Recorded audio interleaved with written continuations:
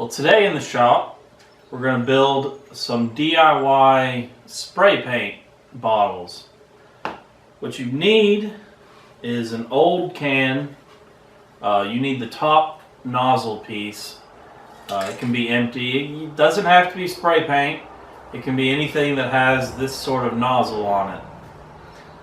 You're going to need a bicycle inner tube and a bottle, empty soda bottle, preferably.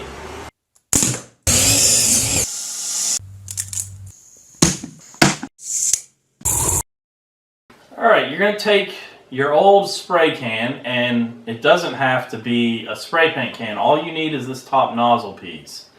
So there'll probably be some more pressure in it, but you can turn it upside down and just let all the pressure out, or you just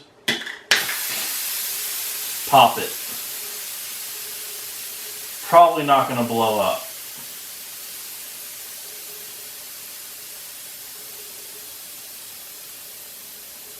This one had a lot in it.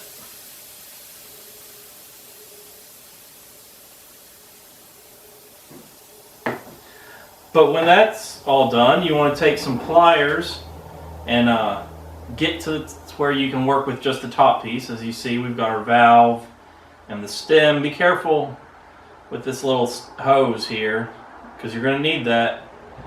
As you can see, this was some orange paint.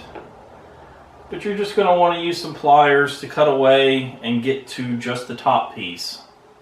Alright, when you get to this point, you can stop, but you will need to grind down the sharp edges around the corner, and be very careful when you're cutting this metal. You should probably wear gloves for safety. When I did this one, I cut it down farther because I think it looks nicer to sit like that on the bottle top.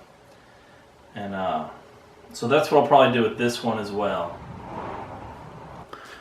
Alright, now that we have it looking like this, we're going to work on the cap. We need a drill bit to drill a hole that this will fit into. Well, when you drill your cap, you want to try and get as close to the center as you can, but it doesn't have to be perfect. I'm going to use a 2-part epoxy that I have in the shop to glue the nozzle onto the lid, the bottle lid.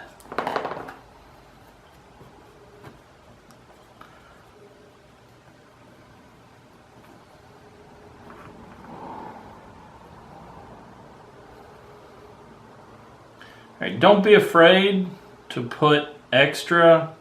You can't clog anything up at this stage. So apply liberally. And then just feed it on through. Push it down tight. And we'll let that sit and dry off to the side.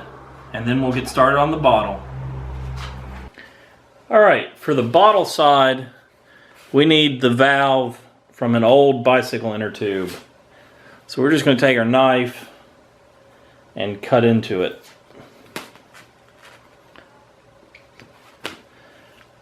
Alright, if you look, you can kind of see there's the round area around the valve.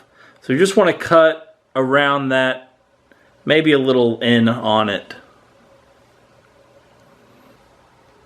Alright, we've got our valve cut out. So now we just need to drill a hole about that diameter in a bottle. So easiest way to do that, stick your finger in there and see how far in you can reach, and put the hole about there, because that'll make it a lot easier when you're trying to hold it in there to get the glue set up. And the drill bit can be the same one from earlier. You just might have to awl out the hole a little bit.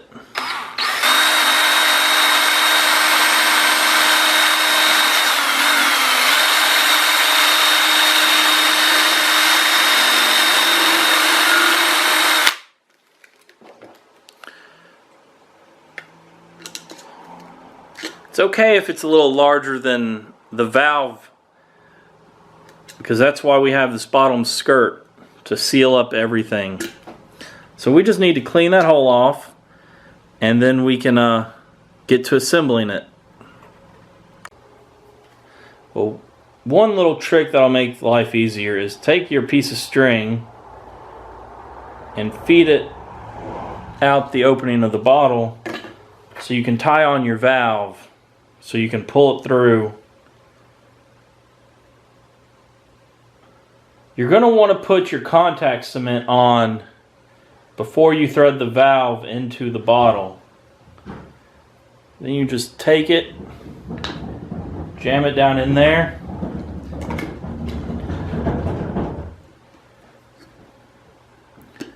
and then work it.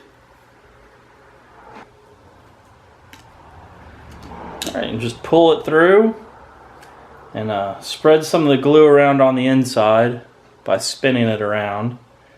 And then I've got a pair of channel locks and a board with a hole in it. Now, you put your valve through the hole,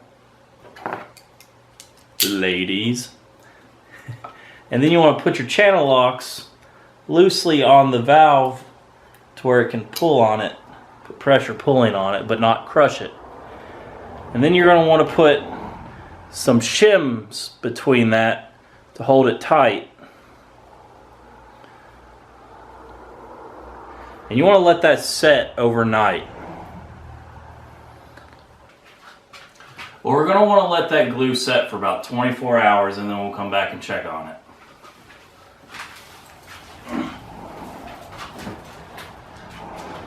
Alright, it's the next day. We're going to check on that glue and see how it's doing. Well, it looks like it's holding up pretty well. We just piece them together, then we'll put some air in and see how it holds pressure. You're going to want to put about 20 psi in this just to be safe. And you're going to listen for it. I don't hear any leaks.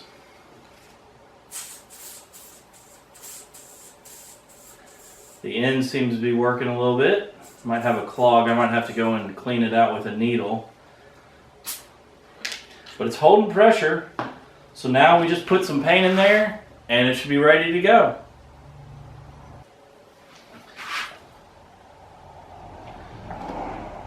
Very carefully fill your bottle, and this is some of the extra spray paint that was in some of the donor bottles I used. And if you want to use regular paint in these, make sure to thin them down, because it's definitely thinned down, needs to be thinned down. Okay, I've got the paint in the bottle. I've got the bottle pressurized to 50 psi, and we're going to give it a test shot.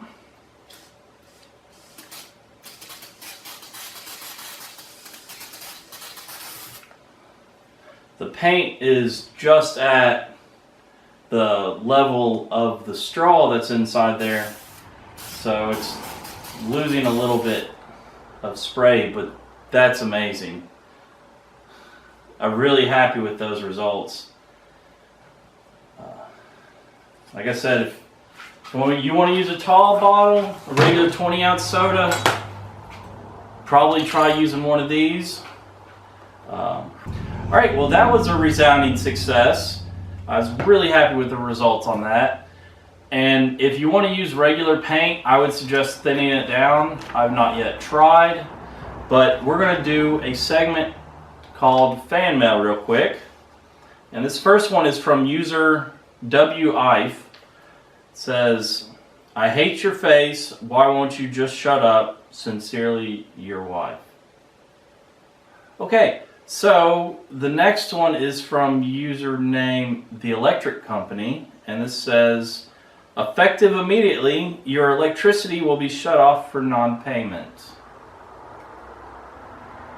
Okay, well, if you enjoyed my video, go ahead and hit the like button. And if you haven't subscribed already, I appreciate it if you go ahead and subscribe. And I'll see you next time.